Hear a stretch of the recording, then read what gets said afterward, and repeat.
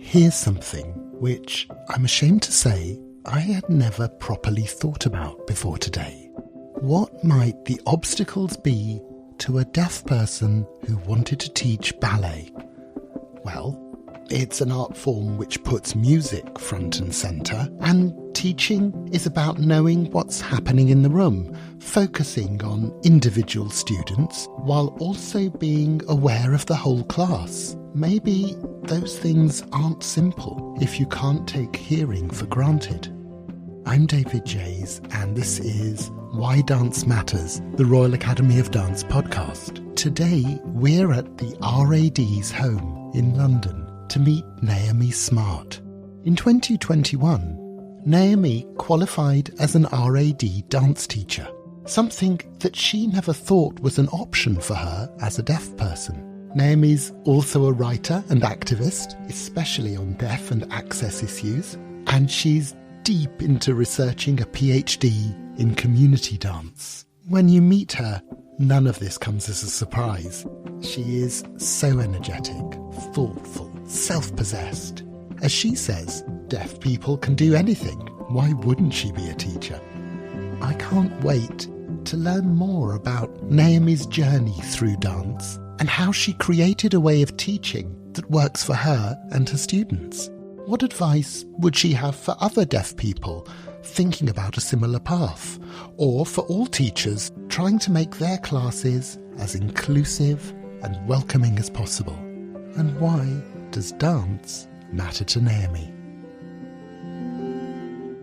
Naomi, welcome to Why Dance Matters. Welcome to the RAD. It's wonderful to have you here. Thank you so much for having me. Yeah, it's really exciting. Really looking forward to this conversation. I hope you say that at the end. So, most tweets, as we know, are terrible and reflections of an awful, broken world. But, lovely tweet I saw from November 2021, passed my ballet teacher training, never thought dance teaching was an option for me, but here I am, deaf people can do anything. And that was, of course, you, the moment when you'd become an RAD ballet teacher. Was it something that you really hadn't thought was on the agenda? I really never had. So my deafness had always been sort of present in my dancing, right from sort of a young age. I'd always been aware that it was something that presented some challenges for me. As you would expect, the idea that I couldn't necessarily hear things and parts of music that I just wouldn't be able to pick out. But also in terms of the sort of learning setting, I was quite conscious of my deafness and how that might affect me if I did do something like teacher training. And yeah, it was actually a friend that suggested to me that I take it up and have a go. I already taught bits of modern, so I was already sort of teaching a bit. And yeah, then a friend said to me, I think you could probably do your ballet teacher training if you wanted to. And I thought, why not? Well, why not indeed? That's really exciting. Just to scroll back a tiny bit, you're, I think, since birth have been deaf on your right side. Yeah, exactly right. So I guess from pretty much your earliest years, you've been thinking about how to navigate the world, how to find a comfortable path through things. Is that second nature, really? Yeah, I think it permeates sort of every aspect of my life. There's sort of no real element of my life where it's not present. So yeah, it's something that I've really learned to navigate through and live with and find my own way of doing things that works for me. And has dance always been part of that journey as well? So I didn't start dancing until a bit later than some people. I started when I was about 10. So yeah, a bit later than some of the traditional kind of, 2-year-olds and things like that. And I think dance for me, it's always been, I don't want to say an issue, that's a bit of a bold word, but it's always been present for me, my deafness. So there's things that I've sort of done to navigate that, like I always make sure I stand at the front of the class, for example. So if I'm way at the back, I won't hear anything. I always have to let teachers know that I'm deaf so that I can't hear corrections when they're being sort of shouted in the middle of an exercise, things like that. So there are ways that I've sort of navigated it, but it's certainly present. And was ballet the first classes? Was that traditional route, or did that come later? Yeah, it was ballet. I sort of started everything at once. I sort of took the plunge. So I did ballet, modern, tap, jazz, all of that at once.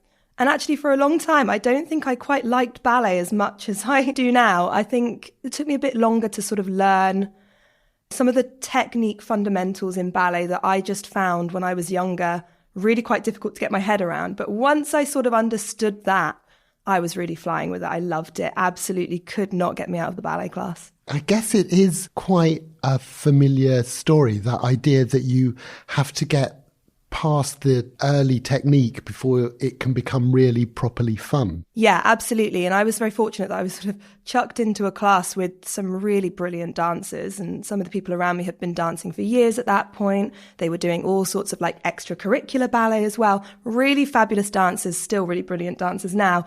But myself at the time, having absolutely no experience, hearing all these French words, not knowing what was going on, I was just sort of doing a lot of visually copying. And I think, yeah, the deafness comes into play there as well, because I'm hearing all these words that I don't know, and also that I sometimes can't hear. A lot of visual learning happened in those sort of early years. And were your teachers from the beginning able to make it an inclusive setting for you? I've had a bit of a mixed bag at the beginning. So I think as a child, I don't think I totally understood what would help me the most. So I wasn't as easily able to advocate for myself in these classes. I had some teachers who were really great and very conscious of it and sort of took that into their own hands, would go away and come back and think about what can I do to make this better for Naomi.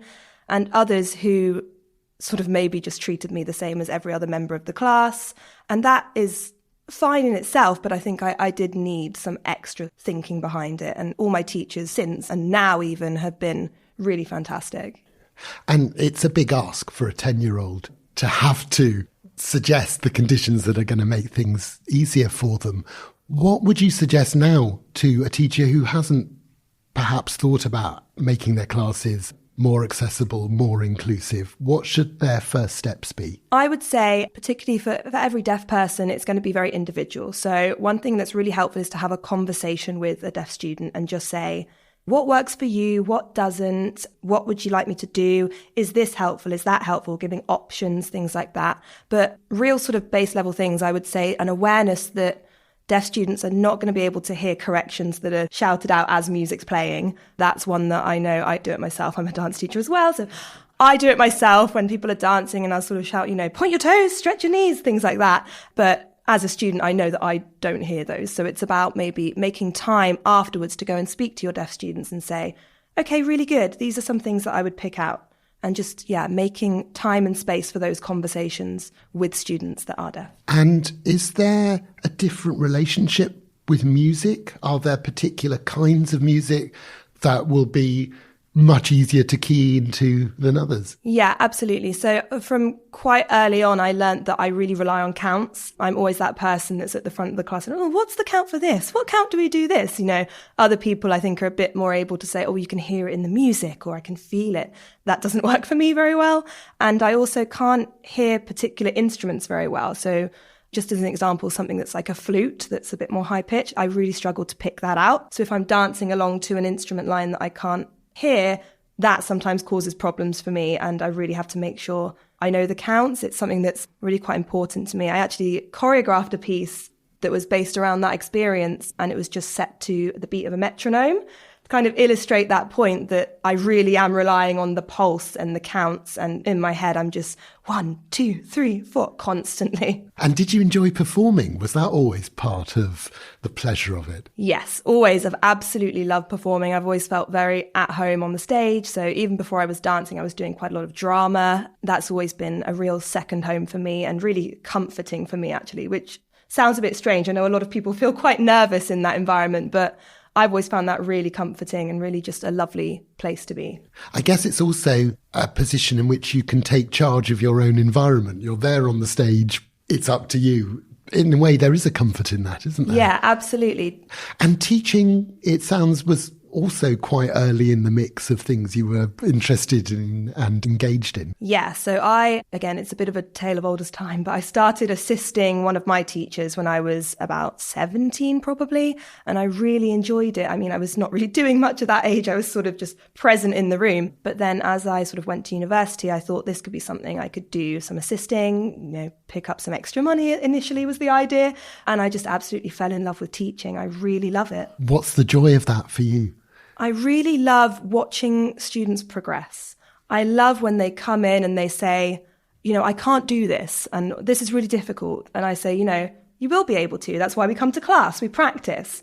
And then just a few weeks later, they'll have it and they'll really get something in a way that they haven't before. And just that absolute joy in their face and the sparkle in their eyes when they're like, oh my goodness, I can do this now. This is amazing. It's just magical to watch. And to see that happen in front of your eyes as well is quite exciting, isn't it? It's amazing. It's absolutely amazing. It's the best feeling ever to know that a student suddenly clicked something and it's done. They've got it in their head. It's amazing. Has dance done that for you, do you think, in terms of developing and growing and changing the way in which you take up space in the world?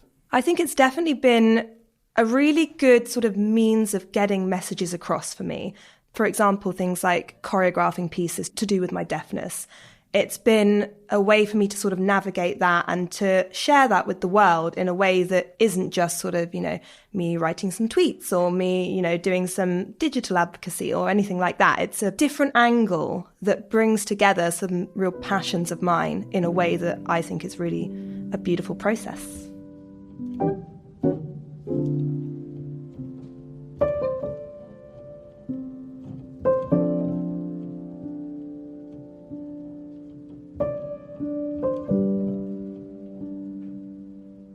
And when you were training to become a ballet teacher here at the RAD, was that experience what you expected? Were there conversations to be had to make sure that you were going to get the most out of that experience? I was in a position then as an adult to then sort of have conversations with teachers and to say, I am deaf and this is what that looks like in an education setting. I'd already been to university at that point and done my undergrad, so I was already sort of aware of what that would look like in that kind of higher education setting.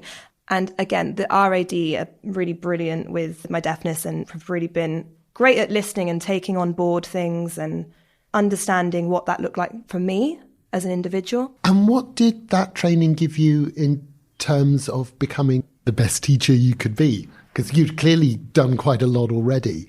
How did that shape you? One thing that I think was really good is that it just sort of really smoothed all the edges. So anything that I was a bit sort of, I'm not totally sure about that. So things like I did a great module that was all about sort of lifespan development and the way that children develop as they age. And that was really fascinating for me. That was probably the most interesting module I did for me, just to know at this age they start playing together or this age they start to be able to share. And it really informed my own dance practice and the sort of methods that I could bring into the classroom at different levels and what I could expect from different age groups developmentally. And what age groups do you teach? Is it the whole waterfront? The whole range. So right from really tiny 2-year-olds right through to sort of 17, 18. And we don't pick favourites, but what is your favourite age to teach? That's such a difficult question, and I get asked that so often, and it changes so frequently. I will go through a process where I think, I really love teaching my baby ballerinas, and they're fantastic, and they're my favourites. And then just the next month, I'll be thinking, but I'm really enjoying teaching these really old intermediate girls. They're really great because I'm having conversations that are really technical with them and they're understanding. So it flip-flops from month to month, but I absolutely love all of them. I don't think I could pick one favourite.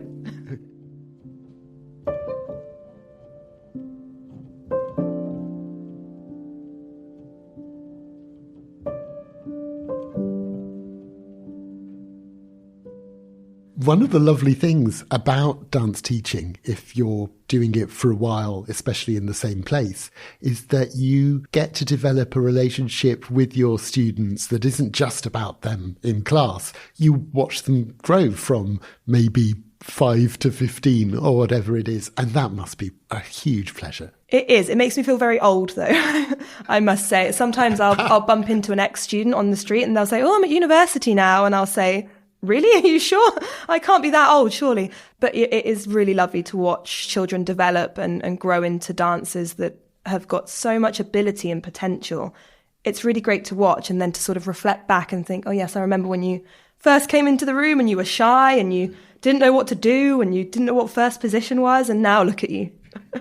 And do you talk about deafness with your students as well? It's something they're engaged in and know about. I do, and it's actually got sort of dual benefits for me. So on the one hand, it actually really works behaviourally because I sort of tell them, I can't hear when everyone's talking at once. Everything gets muddled. So actually my students are really good at making sure they lift their hands, talk one at a time. So actually has been very helpful in that regard because I don't get the sort of babble over each other most of the time. But they've been really understanding as well. So when I start teaching a class, I kind of sit them down and I'll say, I'm deaf. That's what this looks like. I won't always hear what you say. I'm not ignoring you.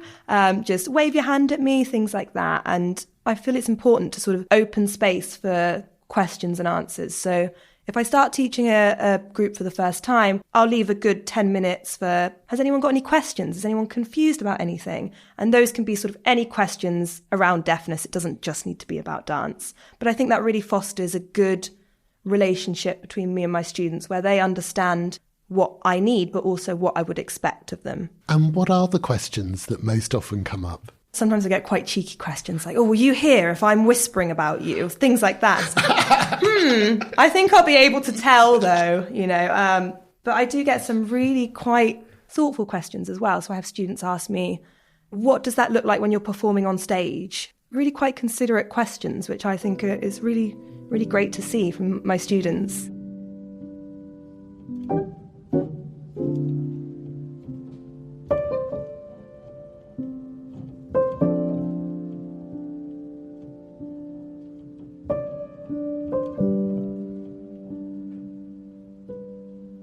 And Naomi, you are multifaceted. You are doing a PhD, you're an activist, you're a writer, especially on disability and deaf issues. Is there for you a thread that goes through all of those things and dance teaching as well? Yeah, as I've sort of grown older and become more comfortable with my sort of deaf identity, that is something that's really shown up everywhere. I think for a long time I was doing sort of several different things, wearing different hats and thought that they were very separate. But I've come to learn that two things that kind of flow through everything I do are my deafness and my love of dance. My PhD is looking at dance groups, voluntary dance groups. So even there, the dance is showing up. And what is it about that that's interesting you?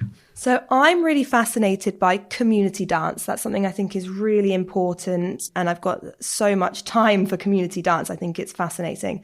So what I look at is voluntary groups where there's no sort of set hierarchy. So whereas in a professional company, we might see, ranks, we might have principals, soloists, things like that. Or other companies, we might have pay grades that differentiate people, for example. We don't have that in voluntary spaces. It's a very open sort of democratic space. And I'm really interested in looking at how people work together in that setting to produce a finished product. It's really, I find it really fascinating anyway. And are you still dancing as well? I am. I dance with an amateur ballet company called Chelsea Ballet, which is really great.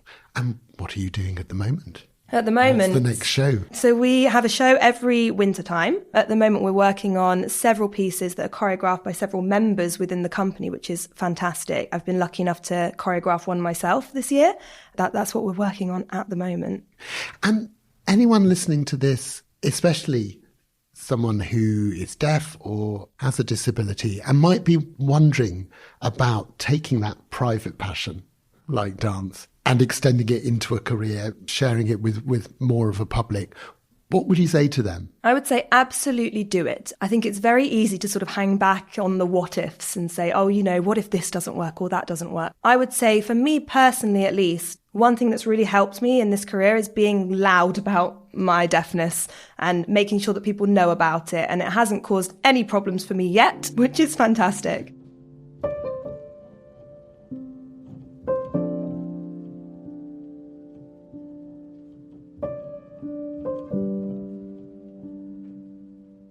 And Naomi, here is the fundamental question, the final one which has to be asked. Why does dance matter to you? What a big question. I think dance matters to me because of the community that it fosters. I think for me, dance is about coming together with a shared interest, a shared passion, no matter what your sort of background, what your situation, coming together and having that shared love for something that can be a real leveller across a group. I think that's why dance matters for me. Smart by name, smart by nature. Naomi was a great guest. In our show notes, you'll find links to her work and to the RAD and its Faculty of Education, and you'll also be able to access a transcript of our conversation. I really hope you found that conversation as enlightening as I did. Please do like or subscribe to the podcast. It does help other people who might enjoy Why Dance Matters to find us. Our guest today was Naomi Smart. Why Dance Matters is made by the RAD team of Niamh Carey-Furness, Keisha Dodd and Katie Hagan. Our artwork is by Bex Glendinning. And our producer, Sarah Miles, is also a very smart cookie. I'm David Jays. Take care and see you soon.